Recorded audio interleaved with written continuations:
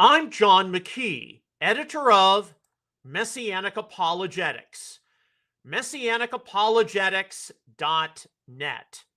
And I would like to welcome you to this episode of Messianic Insider, your theology and news roundup for October the 16th, 2025. All right, so our last two episodes have been a little longer than usual. And so with that in mind, and certainly wanting to respect the time of many of you, I have selected a different topic, a slightly shorter topic for our theology roundup, especially with a new Torah cycle getting ready to start with this upcoming Shabbat with Bereshit in the beginning. We're going to be talking about something from Bereshit, that being humans made in the image of God. All right, so our teaching has been taken from our ministry publication, the Messianic Torah Helper. Some of you all have this resource, some of you all don't. The Messianic Torah Helper is a valuable compilation of articles and analyses designed to assist you, your family, and your friends in approaching those important areas of the Torah which need to be considered. This resource came about a number of, it would have been back in 2011 when we were preparing the paperback New Testament Validates Torah. There was so much we wanted to put in that resource. We couldn't because of page limitations, so this came as a result of it. And it itself is very fat, but it deals with issues like approaches to the Torah, Torah foundation, the one law or one Torah controversy, issues of Jewish tradition, and a lot of just things which need to be addressed regarding one's orientation to Moses' teaching. And so along with that, there is an analysis entitled Addressing the Frequently Avoided Issues Messianics encounter in the Torah, and one of them happens to actually be the image of God. We don't see in the Messianic sphere of influence a huge amount of instruction or focus on what it means to be made in the image of God. Okay, so we've switched windows over. All right. And of course, when we will be getting into the first Torah reading starting this weekend, there's going to be a lot of different emphases, whether it's on the creation of the universe, the creation of man and woman, what it means to be made in the image of God, the fall, the expulsion from paradise, all these kinds of things will doubtlessly be discussed at many Messianic congregations and synagogues. So talking about the image of God, I think, is a very important matter, especially as it involves just understanding the uniqueness of human beings and what it means to bear the divine imprint and what it means to be human contrasted to the animals.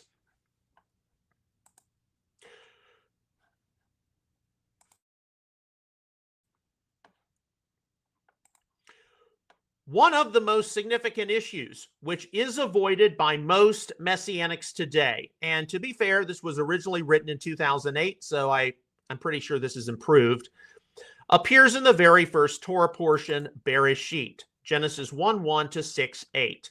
Considering the fact that we encounter this issue every single year, and thousands of pages of thoughts, commentary, and theological analysis of this issue are seen in both the Jewish and Christian scholastic traditions, the fact that most Messianics do not deal with it is a sign that, as of 2008, we are not at all where we need to be.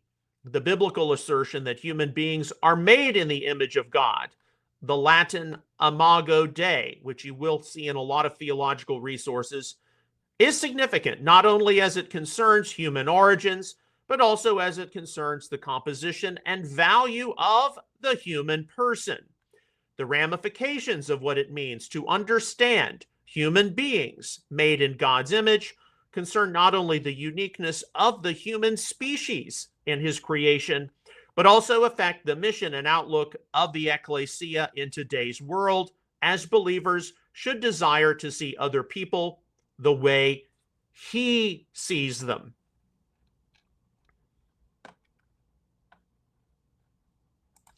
As the creation activities of God began to draw to a close, he said something very important in Genesis 1:26 and 27. Let us make man in our image, according to our likeness, and let them rule over the fish of the sea, and over the birds of the sky, and over the cattle, and over all the earth, and over every creeping thing that creeps on the earth. God created man in his own image. In the image of God, he created him, male and female, he created them. New American Standard. Elohim, actually speaking to himself, said, let us make humankind in our image according to our likeness. New Revised Standard. Bezalmenu ke demutenu. The human being possessing these qualities would be able to have dominion over God's creation. Being made in God's image not only concerned the human male, but also the human female. This assertion of Genesis 1:26 and 27 would have run completely contrary to ancient Near Eastern concepts of rulership. Victor P. Hamilton indicates in his Genesis commentary, he thought about this, quote, it is well known that in both Egyptian and Mesopotamian society, the king or some high-ranking official might be called the image of God. Such a designation, however, was not applied to the canal digger or to the mason who worked on a ziggurat. In God's eyes, all of mankind is royal. All of humanity is related to God, not just the king. Unquote. Both the male and female were originally created by God and intended to rule over God's creation as his viceroy. In the words of Nahum M. Sarna from his Genesis commentary, quote, a human being is the pinnacle of creation.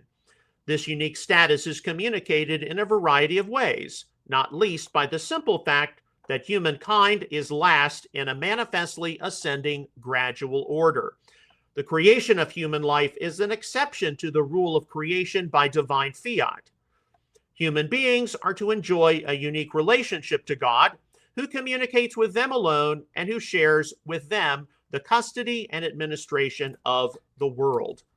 Unquote.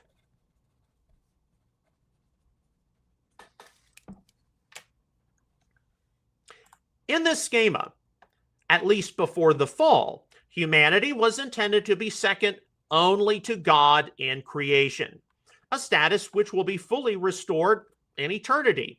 However, because of the fall and the introduction of sin, the image of God on man and woman has been marred. I actually encountered one Torah teacher years ago who actually took up the subject of human beings made in God's image. This individual advocated that it was only Adam, the first human being, who was created in God's image, because of Adam and Eve's fall from grace. It was said human beings are no longer made in God's image. Genesis 5:3 was supplied as a proof text. When Adam had lived 130 years, he became the father of a son in his own likeness, according to his image, and named him Seth. New American Standard. The Hebrew text says, "Vayoled be demuto ke zalmo," and begot a son in his own likeness after his image, and named him Shet. Vayikra et shmo Shet. Jerusalem Bible by Koren. I do apologize for my pronunciation sometimes. According to this, Seth was made after the image and likeness of Adam as opposed to the image and likeness of God. And this is where the argument stopped. But the book of Genesis itself does not stop there. Genesis 9:6 further says, "Whoever sheds man's blood, by man his blood shall be shed, For in the image of God, he made man, New American Standard. Mortals who are killed by sinful mortals are still considered by God to be made in his image. The difference is, of course, unlike Adam, who was originally created without a sin nature, is that every human born since Adam has inherited that sin nature. Romans 5:12. In that context alone are all human beings made in in Adam's image. A human being still possesses the unique divine imprint of his or her creator.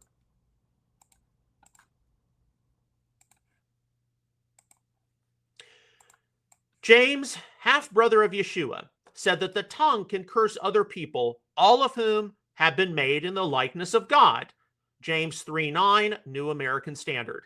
He used the Greek homoiosis, a making like, from the Vine lexicon.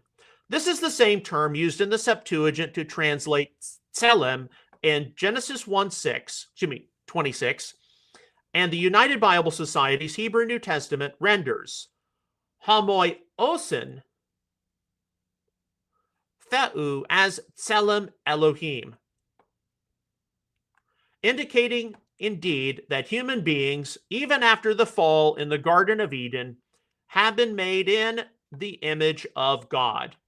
James expected his audience to show due respect for other human beings through what they said, regardless of whether or not they were a part of the community of faith. John Wesley commented, quote, "Indeed, we have now lost this likeness, yet there remains from thence an indelible nobleness, which we ought to reverence both in ourselves and others," unquote.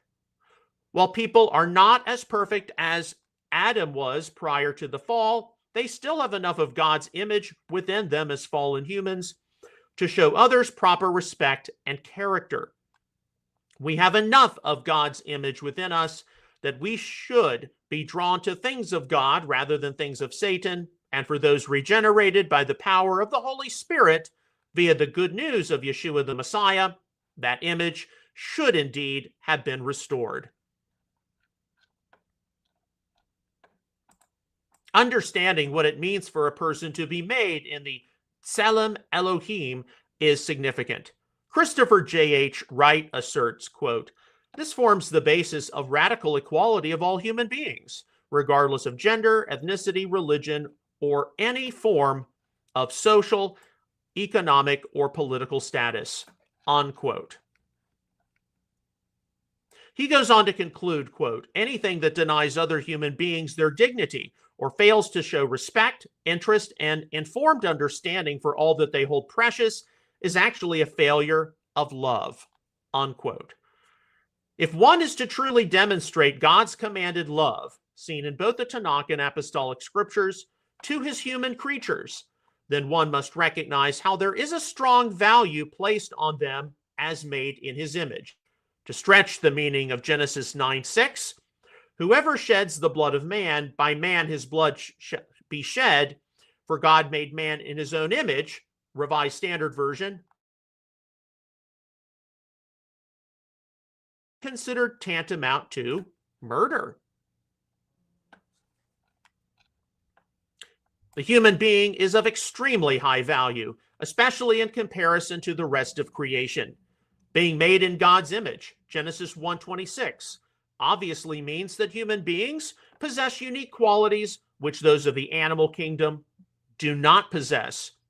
In the creation account, the Lord God formed man of dust from the ground and breathed into his nostrils the breath of life, and man became a living being. Genesis 2:7, New American Standard. One part of the human being, the body, is clearly of this earth. Yet, it is significant that nowhere in the creation of the animals is it said that the animals had nishmat chayim breathed into them. The Kyle and Delitzsch commentary on the Old Testament makes the important point. Quote, "The vital principle in man is different from that in the animal. The beast only arose at the creative word of God," unquote. The Nishmat Chayim breathed into the human being indicates how people do possess a uniqueness specifically endowed by their creator, a part made not of this earth.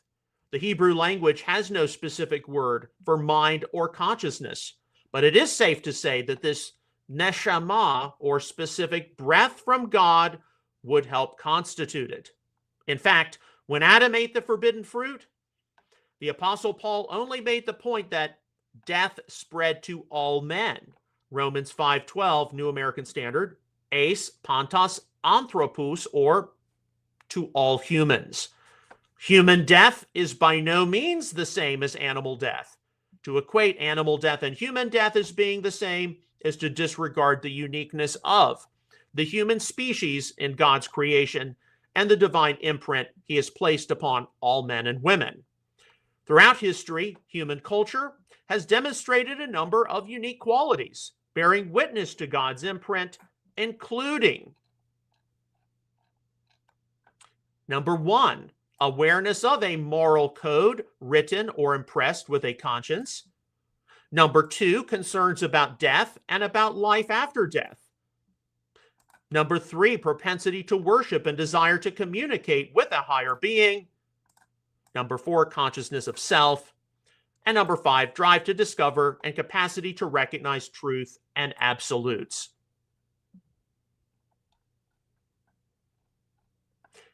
Indeed, it is only the human species among all of God's creation which possesses intelligence, a capacity to reason, and verbal speech, making it different when compared to the animals.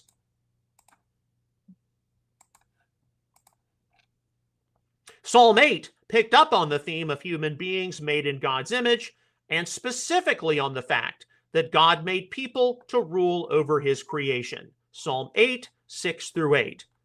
But the psalmist's assertion is a very important one which cannot be overlooked. You have made him a little lower than God, Psalm 8:5a, New American Standard, or you have made him a little lower than the heavenly beings, New International Version. The Hebrew clause of interest is ma'at ma'elohim, lower than God, rendered in the Greek Septuagint as braku par angelus, a little less than angels, Brenton's translation, due to the ambiguous nature of Elohim. Regardless, though, the lot of humanity is not cast with the animal kingdom, but instead with the heavenly host. The psalmist did not say that human beings were made a little higher than the animals. The debate which the Messianic movement can have from time to time about the intermediate state between the death of a person and resurrection would in fact be easily solved if we could understand what it means to be made in God's image, with human beings possessing qualities different than the rest of creation. The day-to-day aspects of understanding what it means for human beings to be made in God's image are quite severe for where some sectors of the Messianic movement might stand right now. Now listen very carefully here. Every person on earth today has value in the eyes of the Creator, and it is the responsibility of those who have placed their trust in Yeshua to see value in other people.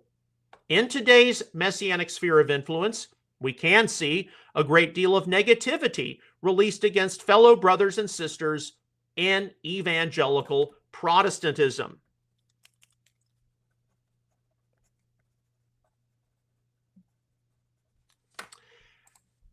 And even the Jewish synagogue at times, much less those of other religions. I have sat in worship services where people have prayed, it's true, that the Israeli army rolled their tanks over the cursed bones of their Muslim enemies, but then have seen Israeli military being interviewed on television testifying to the ethical dilemmas they face in defending their country. For some reason or another, rather than seeing value in Muslims as human beings made in God's image, some have thought that it is appropriate to treat them as animals, even though our Heavenly Father does not. The Lord is every bit as concerned for their salvation and redemption as we should be. There are undoubtedly any number of reasons why the image of God, a critical issue in the Torah, can be avoided every year in the annual cycle. Have we adequately dealt with the questions of a person's composition? Do we really think that a human being is unique compared to the animals, or is no different than a dog or cat? Do we realize how each of us has a connection to the heavenly dimension? Do we understand the responsibility for each of us to demonstrate love and respect toward others, because all of humanity bears the divine imprint? This is an issue which simply cannot be avoided anymore. What will it mean for the redeemed to rule and reign with the Lord throughout eternity? So, I doubtlessly have just mentioned some aspects to the image of God which a number of you may have never really had to consider before. And indeed, right now we are in a time when we are having to sort through now the aftermath of the Israel-Gaza crisis. They're trying to see peace, a new peace brought forth. While it is true, we are, as the people of God, engaged in a conflict with others who do not recognize Yeshua as Messiah and the one God of Israel. As regenerated believers, we cannot look at the Islamic community as being subhuman or non-human. Muslim people are human beings made in God's image. Yeshua died for them as much as he died for everyone else, and we have to treat them with common respect as image bearers, the same as we would demonstrate toward other people who share more of our views and values, who are image bearers as well. And I know that that's something which can be very, very difficult, especially in our time of growing anti-Semitism and anti-Zionism. All right, well, let me switch windows back. Okay, so once again, this teaching has been taken from our ministry publication, the Messianic Torah Helper. It's available in both paperback as well as ebook for Amazon Kindle. Now, tomorrow, before we get into the news analysis, tomorrow, which is Friday, of course, that's going into Shabbat, where we will start a new Torah cycle. It is my intention to discuss the composition of the book of Genesis. We've had a number of composition episodes since going 5 times a week with Messianic Insider. And with that, it's only appropriate, beginning a new Torah cycle, to cover the composition of the book of Genesis. So you've seen a number of the composition sessions we've had, the most recent one being the book of Ecclesiastes. So you can be guaranteed that I'm going to say some things about the book of Genesis which you probably have never heard before in a Messianic context. And of course, it would be our plan that when we get into Exodus, Shemot, in the Torah cycle, we'll have an episode covering the composition of Exodus. That is my plan for this year. And of course, other composition things can just pop up as they are needed. All right, so that finishes our theology roundup for today. Much shorter than Tuesday and Wednesday. Let's get into some news now.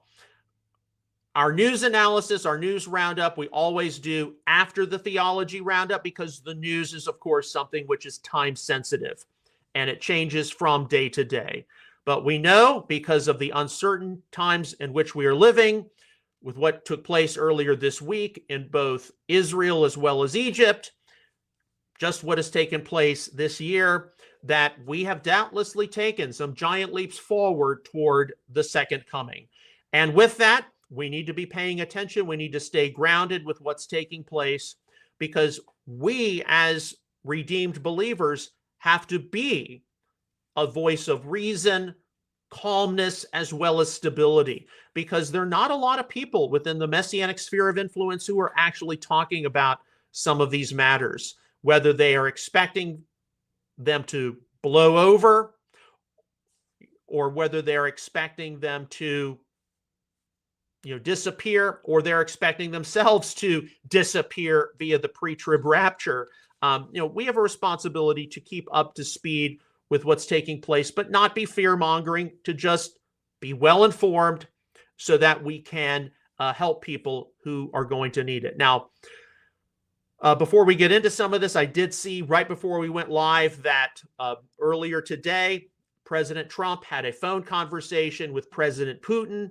We'll have to get into some more of that tomorrow, but it is expected that next week there might be a summit. I believe it's going to be in Hungary between high-level American and Russian officials. And indeed, in the wake of what just has taken place in the Middle East with Trump's peace plan for Israel-Gaza,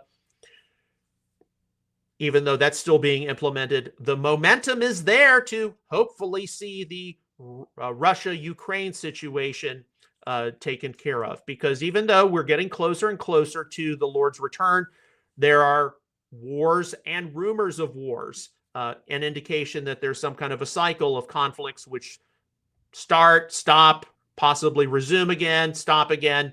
And when you're dealing with Russia, you are dealing with the world's largest nuclear power. And we want to see this conflict end, because just think about how terrible it's been to both Ukraine and Russia. All right, so all of the links I'm about to go through, these are things I encounter mainly passively on social media. I don't go out and hunt for them. They just come across my X or Instagram feeds. All the links should be available later today when this episode is archived at messianicapologetics.net. So you can go and look at them for yourself, read the articles, watch the different clips, etc. All right, our first story from Open Source Intel, October the 15th. This is obviously from yesterday, but it came across my feed yesterday afternoon. Palestinian Authority Security Forces spokesperson Anwar Rajab told Al Arabiya, okay, what Hamas's militias are doing in Gaza is vile terrorism and a brutal atrocity that cannot be ignored or tolerated. Violence and savagery are at the core of Hamas's ideology. They have operated this way since their inception. And then the final statement he makes, their goal is to crush the strength of Gaza's families. So this is from the Palestinian Authority Security Forces spokesperson. Of course, this is one opinion, but this is, Palestinian on Palestinian, right? And they're saying, look, Hamas is awful, basically. And this is something which needs to be considered, especially with some of the fallout as peace is implemented from the Israel-Gaza situation. Some of the fallout of this conflict, you're going to have a lot of different opinions circulate about what Israel did wrong, what Hamas did right, what the Arab world did right, a lot of different opinions circulating, and this is one we just need to factor in to our information. Okay, here's something which came up across my feed on X. To the new Christian, stay away from dispensationalism. Now, the later answer is as opposed to covenant theology, right? Many are expecting or believe that in light of the Charlie Kirk assassination, we are going to see some kind of a Christian revival. People returning to church, buying Bibles, listening to Christian music. We talked about that yesterday. But the question is, what kind of Christianity are they going to be going into? Well, here's a possible example. Stay away from dispensationalism. Instead, embrace covenant theology. Now, what are some of the reasons why people probably should stay away from dispensationalism? It's because dispensationalism does what? It compartmentalizes the Bible. This is for Israel. This is for the church, which tends to manifest in the Old Testament at the very most is just old, dusty history. The New Testament and some forms of dispensationalism, just the letters of the Apostle Paul, they are for the Gentile church. And that kind of compartmentalization of the Holy Scriptures has led to innumerable moral and ethical problems manifesting today in evangelical Protestantism. And indeed, many people, they feel when they leave a dispensational setting and they go into other settings, mainly covenant, maybe covenant theology, but even in the Messianic community, they feel like they have been robbed of something in their faith because they were not taught to really study or analyze the Tanakh, the Old Testament. Now, what's the problem with covenant theology? Covenant theology does want to, I think, rightfully hold to a unified Holy Scriptures. It's all of God's Word. It's all of God's revelation. Non-Jewish followers of the Messiah, they get integrated into the covenant, yes, but it also very much can be seen to practice replacement theology or supersessionism. The church is the new Israel. A lot of the promises given in the prophets to see the ethnic descendants of Abraham, Isaac, and Jacob return to the Holy Land, they're just allegorized as being symbols of the bounty we have in Christ, right? And that's going to be a lot of the conflict we see in the future. And while since October the 7th, 2023, all of us have seen rising anti-Semitism and anti-Zionism on the left, the rising anti-Semitism and anti-Zionism from the right comes from those who believe that it was dispensationalism more than anything else which led to Christian Zionism and support for the state of Israel. Now, we've discussed this before. Support for a Jewish return to the land of their ancestors is not exclusively the purview of dispensationalism. There were many voices long before figures like John Nelson Darby or C.I. Scofield came on the scene who believed in a return of the Jewish people to the promised land. But even in our own Messianic community, we can feel the influence of dispensationalism, the pre-trib rapture, and how we enter into that non-supersessionist alternative to dispensationalism is going to be very, very hard fought. Even when I spoke at Messiah 2025 this past summer, and I talked about the end times, talked about the return of the Lord. People knew unambiguously that I was a post-tribulationist. There were some people who came up to me who were offended, and they were dispensational. All right, so let's move on to our next story. This obviously won't be the last time we talk about dispensationalism. From Open Source Intel Defender, this is from yesterday afternoon, October the 15th. Speaking earlier today with CNN, President Donald J. Trump was asked about the possibility of Hamas refusing to disarm and what it could mean for Gaza, with him stating, Israel will return to those streets as soon as I say the word. If Israel could go in and knock the crap out of them, they do that. Adding that he had to hold them back in reference to the Israel Defense Force and Prime Minister Benjamin Netanyahu. I had it out with Bibi. Okay, so do I believe that Israel dictates to the United States what it's supposed to do? No, but I do see from statements like that that President Trump is having to juggle multiple factors when it comes to the Middle East. He wants Hamas taken out, but he has to tell the Israelis to restrain themselves. He also wants the Arab, the Muslim world to get on board with his peace program. So we just have to take note of this. And while we should not expect total cooperation from Hamas, especially with this peace plan being implemented, are we going to see a resumption of hostilities as we have seen the past 2 years? All right, so when I was out running errands yesterday, this came across my feed from Open Source Intel. There's a 1-minute, 7-second clip. Harrisburg International Airport in Pennsylvania's public address system hacked. And of course, any of you all have gone to the Messiah 2025 Messiah conference in Grantham, Pennsylvania. This is one of the airports people frequently fly into. So this is what the public address system said. F Netanyahu and Trump. Free, free Palestine. Free, free Palestine. Turkish hacker Cyber Islam was here.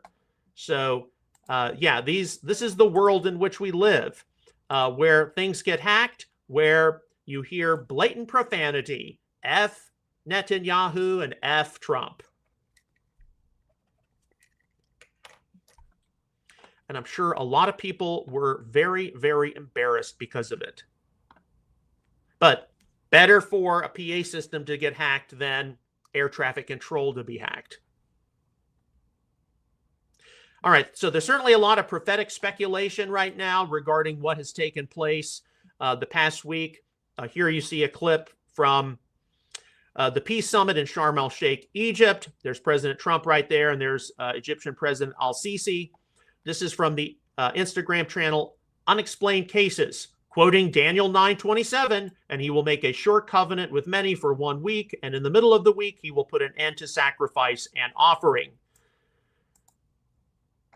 This covenant would last 7 years, being broken halfway through. And it's from somebody who says, the book, The Unexplainable, I do not have this case, banned in several countries because of all the information it presents. Wake up. I can't comment on this book. I don't have it.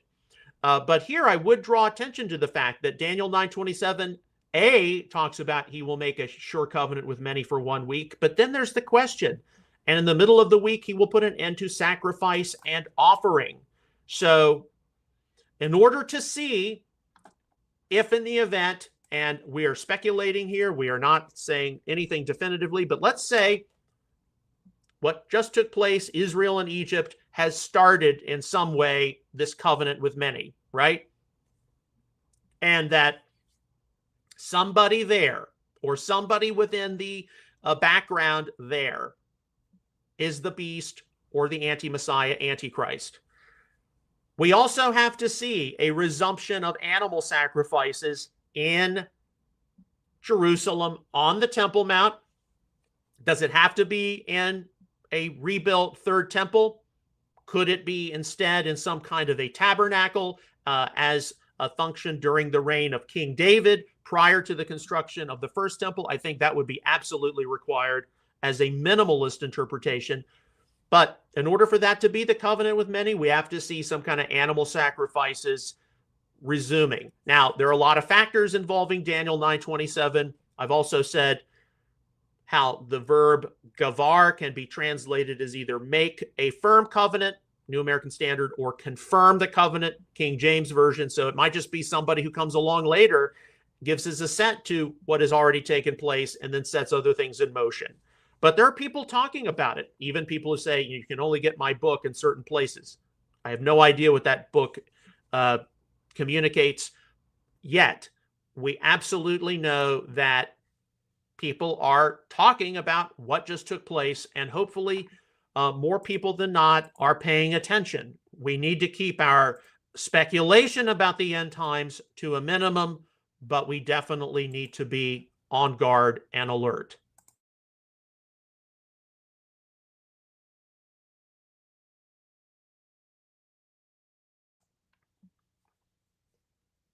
All right, our next story. This came across my X feed yesterday.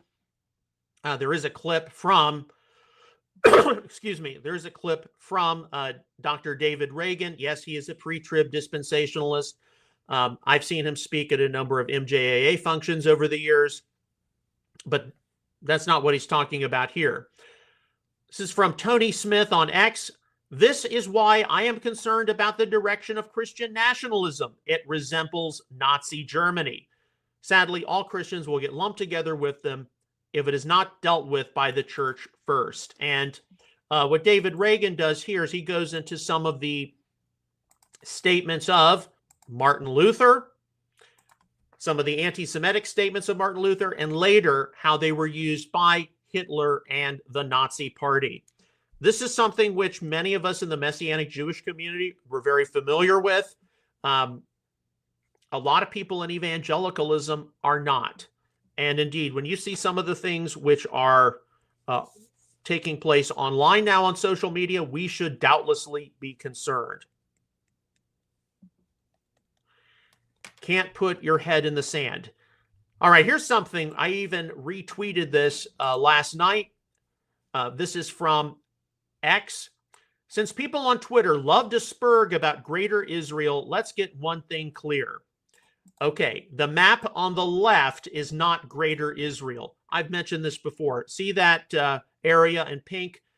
those are not the biblical borders of the promised land given to the patriarch Abraham. And why? Because here, this is the vicinity of and basically what is today Kuwait. Is this where the origination point, where Abraham was told to leave his country and be taken into a new country. Why would the promised land include where Abraham originated from? It wouldn't. And of course, here the conclusion is the map on the right is Greater Israel. And the confusion is because part of the border of the biblical land of Israel, the promised land, includes the Euphrates River. People forget that the Euphrates goes all the way up into Syria, goes all the way here into the northwest. See? Now, the borders of biblical Israel, Greater Israel, if you like, they are larger than the current state of Israel. There's no question about that, but they do not include this big swath of the Middle East. That is simply, that's something which has been exaggerated by people who want to portray the state of Israel as this warmongering country who are going to try to take over first the Middle East and then the world. And there are a lot of people who are rightfully pushing back, people who have a greater degree of understanding of biblical studies. But some of us, we've definitely seen that map incorporating a huge chunk of the Middle East in our Messianic experience, unfortunately. Okay, here's one from Open Source Intel. This is from early this morning, 12:43 a.m., October the 16th. When woke extremists from both sides call you demonic and vermin of our society, that's confirmation you're doing something right. Of course, here you see on the right, Candace Owens, and then some of you all have seen Anna Kasparian. She's on the left here. Both of them, they're not fans of Israel. And while some of them, people like this want to say, well, we're not anti-Semitic. Yes, but what are you doing to prevent anti-Semitism? What are you doing to prevent people from, in protesting various actions of the government of the state of Israel, from going to a synagogue and doing it, and then wanting to, you see the problem. But you're going to see a lot more of this, unfortunately, in the short term. Open source intel from today, October the 16th. South Africa says it will press ahead with its genocide case against Israel at the International Court of Justice in The Hague, even after the Gaza ceasefire takes effect.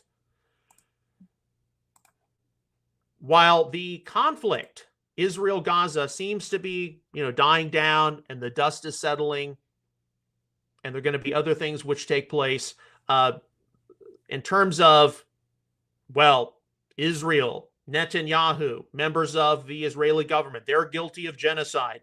That is not going to be dying down. We're still going to be having to sort through a lot of that for quite some time. That is not going to be pulled back, even though the military, the conflict itself, the war, that's dying down. The social, the legal ramifications, even the religious ramifications, we're going to have to be sorting through that for quite some time in the future. And I hope the Messianic community is ready for this. Okay, from Visegrad 24, this is from 6:30 a.m. today. Merz, that's Friedrich Merz, Chancellor of Germany, is preparing a comprehensive plan to counter hybrid threats from Russia. Merz emphasized that Germany will not allow itself to be intimidated and will defend it against attempts to destabilize the country through sabotage, cyber attacks, and disinformation. Okay, so we still have this ongoing Russia-Ukraine conflict. Of course, we've seen in the past weeks, drones entering into Poland, Romania, Russian Air Force, Estonia, some of the shutdown at German airports, all of these kinds of things, problems in Denmark. What's going to happen? And indeed, as I have said, there was apparently a phone call, Donald Trump, Vladimir Putin, today, and hopefully we're going to see a resumption of peace talks and a lessening of the conflict. Okay, we only have 4 more stories. I said this would be a shorter episode today. From Open Source Intel, this is from this morning, October the 16th, Politico, Indonesia, Azerbaijan, and Pakistan are emerging as the top contenders to contribute forces for the planned Gaza stabilization force. Okay, and we're just going to note this. And indeed, while Azerbaijan has relations with the state of Israel, Indonesia does not, and Pakistan does not. And if we are approaching that end-time peace treaty of Daniel 9:27, we should expect to see, I'm going to use this term loosely, a quote-unquote warming of relations between countries like Indonesia, the largest Islamic country on earth, Pakistan, an Islamic country that does have nuclear weapons. Of course, we'll just wait and see. We're still in the very early stages of the Trump peace proposal. Here's something forwarded on by Dinesh D'Souza, October the 16th, 6:42 a.m., forwarding a post from Myron Gaines. Myron Gaines, he's on social media. He influences some people on the alt-right who identify as conservatives. Apparently, this is what he said. Yeah, we like Hitler. No one gives an F what you woke Jews think anymore. Bro was a revolutionary leader and saved Germany. The Jews declared war on Germany first. So here you have somebody who said Hitler was right. He was a great person. And nobody gives a blank about the Jews today. So Dinesh D'Souza, in response, I note with some dismay that I cannot easily tell if this guy is part of the Ilan Mamdani gang on the left or the Tucker Candace gang on the right. It's like Orwell says in Animal Farm. In the end, the pigs and the humans are indistinguishable. But yeah, when people, especially Jewish people, even in the Messianic Jewish sphere of influence, express concern that we're returning to a lot of the rhetoric from the 1930s, it's not without some basis. And here you've got somebody who Hitler was right. And there are people, thankfully, like Dinesh D'Souza, who are pushing back. And we need to be aware of it.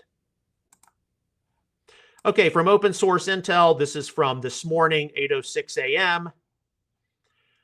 Israel Defense Minister Katz confirmed that the Houthi chief of staff was killed in the Israeli strike carried out in August.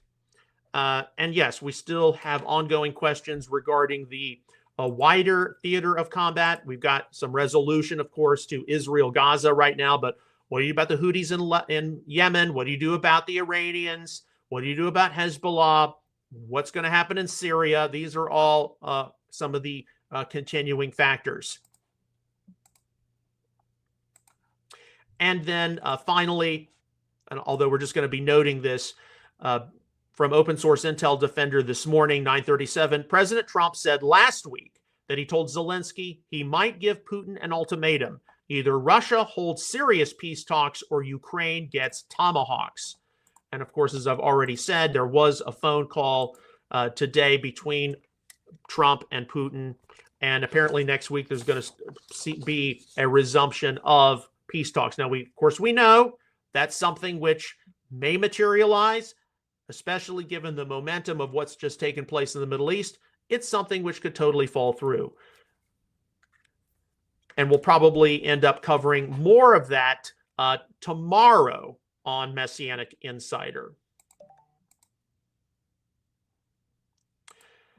Okay, so that concludes our news roundup for today. As I said, tomorrow on Messianic Insider, because it'll be going into Shabbat, it's my plan to address the composition of Genesis with the new Torah cycle, and then later we'll address Exodus, Leviticus, etc.